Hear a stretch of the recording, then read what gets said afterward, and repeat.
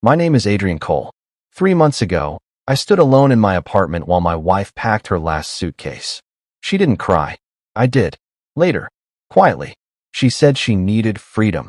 I later discovered freedom had a name. A senior partner from her company. The divorce was fast, clean, cold.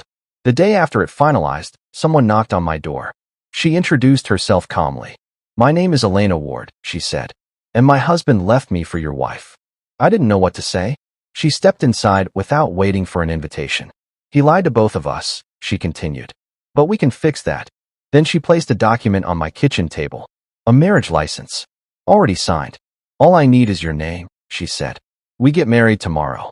I stared at her like she had lost her mind. Why would I do that? She met my eyes steadily. Because this isn't about love. It's about leverage.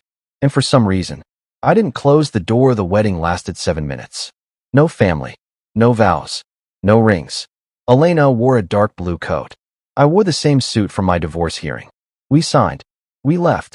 In the car, I finally asked. Now what? She didn't hesitate. Now we exposed them. She drove to a storage unit downtown. Inside were boxes, files, bank statements. 3 names circled in red. 3 men, she said. All divorced. All financially ruined. I felt my stomach tighten. He and your ex don't just cheat, she said calmly.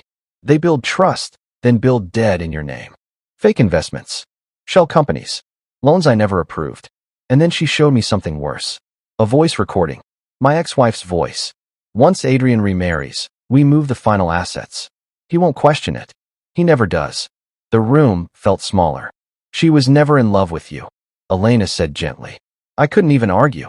We didn't go home that night. Instead, we drove 2 hours out of the city and stayed in a cheap motel. We went through every document. Fake nonprofit under my name. Properties bought using my identity. Offshore transfers linked to Elena's old accounts. They're planning an exit, she explained. Blame falls on you. They disappear. I stared at our marriage certificate lying between us. So this wedding, I began, gave us legal standing, she finished. It wasn't romance. It was strategy.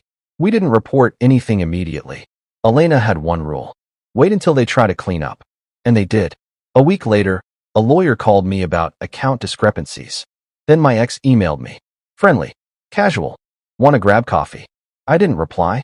Instead, I opened a folder on my laptop. Title. Final step. They made one mistake. They used my identity to purchase property overseas. A luxury villa I had never seen. That was enough. Elena contacted a federal investigator she had once approached before. This time, we brought proof. Messages. Transfers. Audio files. 3 weeks later, arrests were made. No drama. No headlines. Just quiet consequences. He received 12 years. My ex received 9. I didn't feel joy. I felt air in my lungs again. 6 weeks after the trial, Elena and I signed annulment papers. Respectfully. No argument. No regret. It had never been a real marriage. It was a mission, but something strange had happened during those weeks. I had trusted her, and she had trusted me. As we stood outside the courthouse one last time, I asked quietly, "Do you ever think about something real?" She smiled softly. "Maybe someday." Then she walked away. No promises. No kiss. Just closure. For the first time in a long time, I wasn't looking over my shoulder. And maybe that was enough.